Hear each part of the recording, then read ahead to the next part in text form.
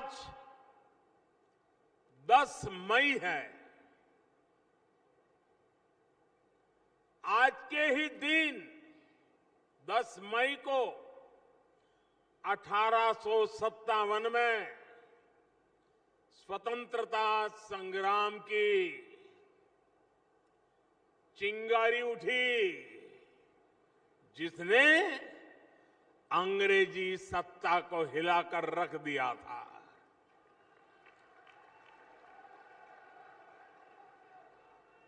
आज के दिन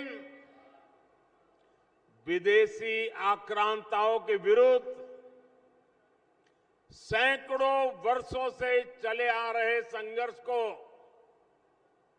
एक नई दिशा मिली थी। इसलिए आज के दिन वीर भूमि राजस्थान आना मेरे लिए बहुत गौरव की बात है। और इतिहास गवाह है कि 1857 के स्वातंत्र संग्राम के जो वीर नायक थे,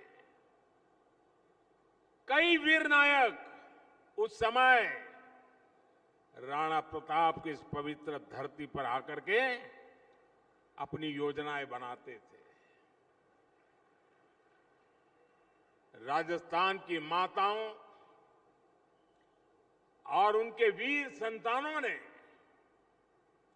मां भारती के मस्तक को हमेशा गर्व से ऊंचा रखा है। मैं आजादी के लिए समर्पित पूरे देश के हर वीर वीरांगना को इस वीर धरा से आदरपूर्वक, श्रद्धापूर्वक नमन करता हूं। कल ही देश ने महाराणा प्रताप जी की जन्म जयंती भी मनाई है।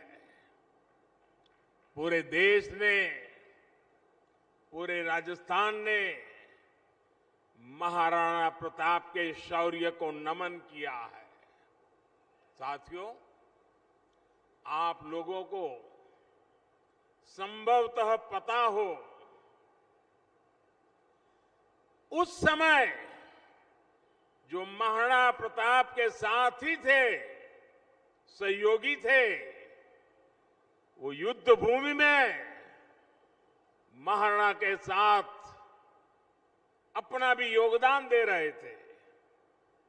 लेकिन इतिहास ने करवट बदली, स्थितियां बदली, लेकिन स्वाभिमानी लोग मुगल सल्तनत के सामने झुकने को तैयार नहीं थे। और इसलिए उस समय के राणा प्रताप के जो साथी थे, उसमें जो आदिवासी समाज ने बढ़ चढ़ करके राणा प्रताप को साथ दिया था, उन्होंने अपने प्राण प्रिय धर्म के लिए, अपने प्राण प्रिय महाराणा के लिए या तो मौत चाहिए या तो जीवन भर जूझने का सामर्थ्य चाहिए, ऐसा कहकर के फिर से विजय प्राप्त करने का संकल्प लेकर के गुजरात के यहां से सटे हुए इलाके के लोग हो, राजस्थान के हमारी इस आदिवासी धरा के लोग हो, वे लोग यहां से चल दिए थे और निकल करके कुछ लोग महाराष्ट्र गए, कुछ लोग कर्नाटका गए। और उसमें कर्नाटका में आज भी वो गौरव से जीते हैं। उस समाज को वहां के लोग हक्की पिक्की समाज के नाम से जानता है और वो जड़ी बूटियों का काम करते हैं और कई पीढ़ियों से वहां रहते हैं। आज भी राणा प्रताप का गौरव गान करते रहते हैं। इनमें से बहुत सारे साथी अब अपने काम के लिए जंगलों से जड़ी बूटियां लेकर के सूडान और अफ्रीका के देशों में जाकर के कुछ न कुछ छोटा मोटा व्यापार करते हैं। ऐसे ही हक्की पिक्की समुदाय के सैकड़ों साथी कुछ सप्ताह पहले सूडान में चल रही लड़ाई में फंस गए थे। बीजेपी की हमारी सरकार इन भाइयों बहनों को सूडान से निकालने के लिए कोशिश कर रही थी, लेकिन कांग्रेस ने चुनावी राजनीति को देखते हुए चिल्लाना शुरू कर दिया, हो हल्ला करना शुरू कर दिया। अब आप कल्पना कर सकते हैं, दूसरा महाद्वीप, दूसरा देश, चारों तरफ गोलियां चल रही है, बंदूकें चल रही है, बम फूट रहे हैं, आग लगी हुई है, हर तरफ लड़ाई चल रही है और यहां कांग्रेस शोर मचा रही थी इन समाजों के लिए।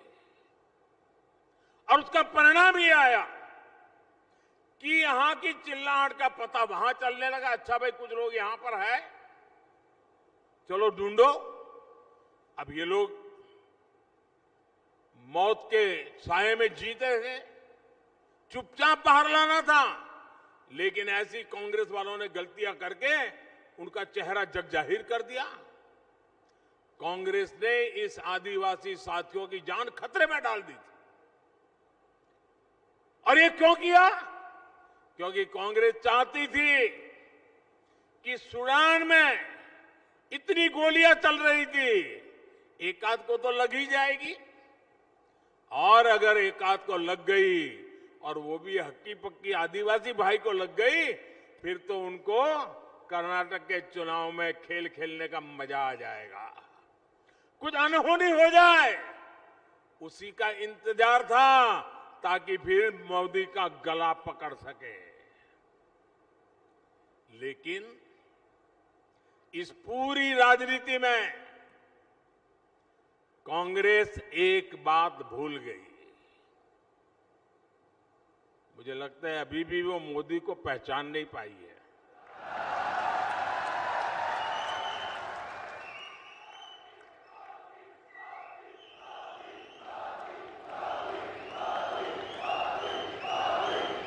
कांग्रेस वालों को पता होना चाहिए था, साथियों,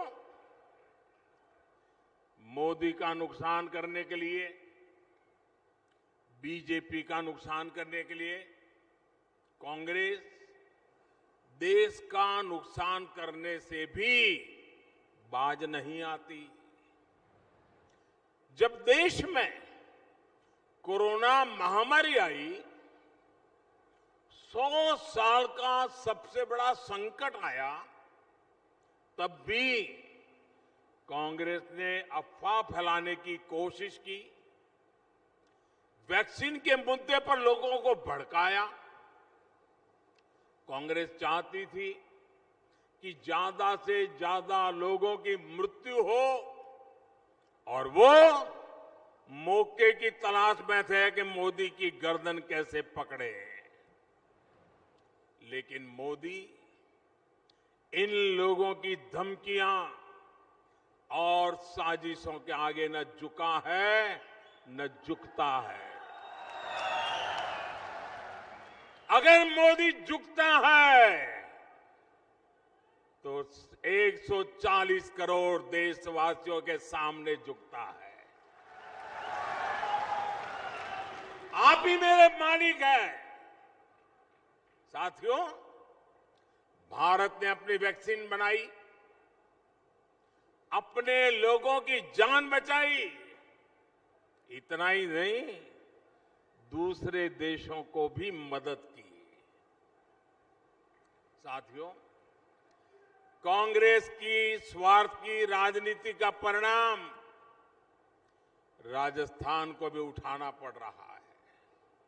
आप पिछले 5 वर्षों से राजस्थान में राजनीतिक लड़ाई का भद्दा रूप देख रहे हैं, भद्दा रूप देख रहे हैं। जनता के हित के बजाय यहां कुर्सी लूटने और कुर्सी बचाने का ही खेल चल रहा है। ये कैसी सरकार है जहां मुख्यमंत्री को अपने ही विधायकों पर भरोसा नहीं है। ये कैसी सरकार है जहां विधायकों को अपने सीएम पर भी भरोसा नहीं है। सरकार के भीतर सब एक दूसरे को अपमानित करने की होड़ लगाए बैठे हैं। जब कुर्सी पूरे 5 साल संकट में ही पड़ी रही हो, तो ऐसे में राजस्थान के विकास की किसे परवाह होगी। इसलिए ही आज कांग्रेस शासन में राजस्थान में कानून और व्यवस्था पूरी तरह तबाह हो चुकी है। सुनकर देखो, सुनकर देखो, सुनकर देखो जी। ममता, राहुल, मोदी बोले, लिखे जितेंद्र जी।